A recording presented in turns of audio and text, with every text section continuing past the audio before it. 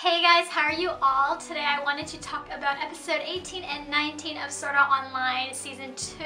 We are a little bit behind on Sword Art Online because I've been so exhausted every week just like working, and this Friday I'm going to MCM in Birmingham, so I've been trying to like shift my schedule around so that I can go to the con and so everything is done on time. But I'm really glad to be returning to my SAO vlogs because the last two episodes of the last 2 weeks really made me fall in love with SAO all over again. And I really think what makes or breaks my love for SAO is how well they present or focus on their female characters, because SAO is a harem setting in which every single girl is somewhat attracted to Kirito.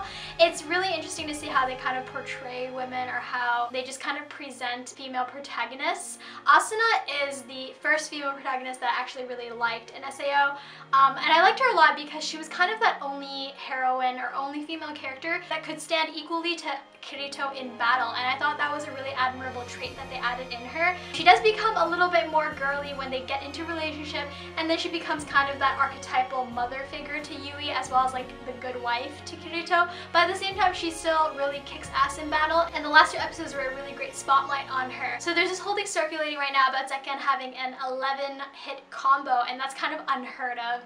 Kirito has fought her, Liz has fought her, Lifa has fought her, everyone's kind of tried, and there's like this whole crowd kind of gathering to watch Zekken fight any newcomers. Kirito actually says that if this girl, this fighter, was in SAO, the double sword skill would actually go to her and not him. The cool thing that Liz kind of points out about Kirito is that Kirito will probably never really fight again. I like how that was kind of presented because like Kirito has the power to basically beat anyone in the game, but he won't fight to his full extent unless it's a life or death situation. I think that not only applies to Kirito but to all the other SAO survivors. I don't think they'll ever think of video games in the same way again. I think right now if we are gonna look at the entirety of SAO up till episode 19, I would have to say that of everything we've seen, including Gun Gale Online, including all those epic Kirito moments and epic Shinon moments, I have to say that my favorite moment and my favorite battle thus far is watching Asuna fight Zekken, or later we'll know her as Yui. And I really like that because we don't get to see Asuna as much in this season because the first half of it focused a lot on Kirito in Gun Gale Online and his investigations,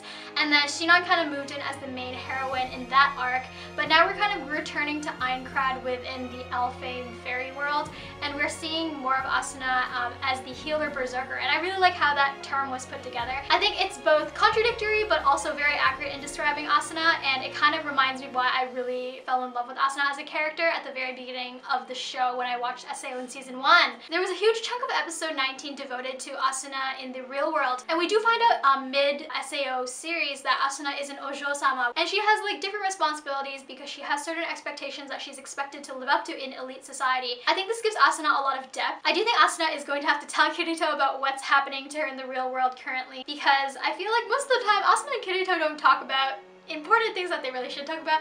I don't know if it's just because of what the series shows us. They don't show us those sappy emotional moments, but I feel like Kirito should somewhat know about Asuna's situation and how her mother's always pressuring her. That just might be how Japanese and Asian families are. They don't talk about their family issues with people not in the family, so that just might be a cultural thing, but I do think that Asuna at some point has to tell Kirito that she might have to change schools.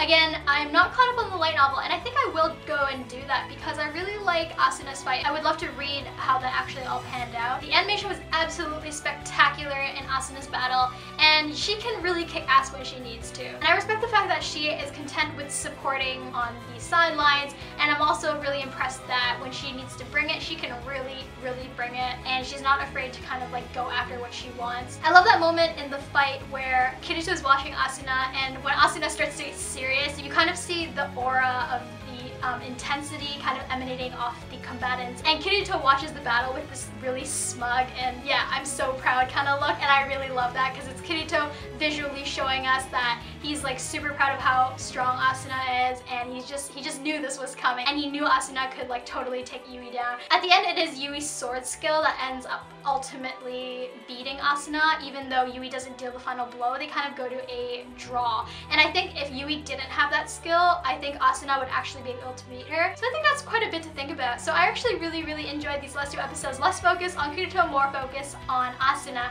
who is like totally awesome now. So let me know what you guys think in the comments below. I did go on Wiki and look up some of the spoilers of the Mother's Rosario arc because I don't know what's going on, but I'm excited to see all of that animated. I'm excited to see more of Yuuki. She has a very unique kind of voice. I didn't expect her voice actress to use that kind of voice with Yuuki. I expected Yuuki to have more of like a high-pitched voice.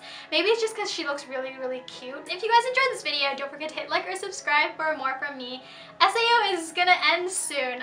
We're reaching the 24 or 25 episode mark very soon. I'm sad to see the 2nd season end very soon because SAO has become quite a phenomenon in the anime world, despite the controversial dispositions of some fans, because SAO is such an easy world to kind of get into. It's nice to kind of just let yourself enjoy the world for what it is rather than looking at it from a very critical eye sometimes. Yes, watching anime is about watching anime and enjoying your anime. So anyways, I hope you guys enjoyed this video, and I will talk to you guys in my next video very soon because we do have to catch up on the Fate Stay Night Unlimited Blade Works review, so you guys can look forward to that then. Bye!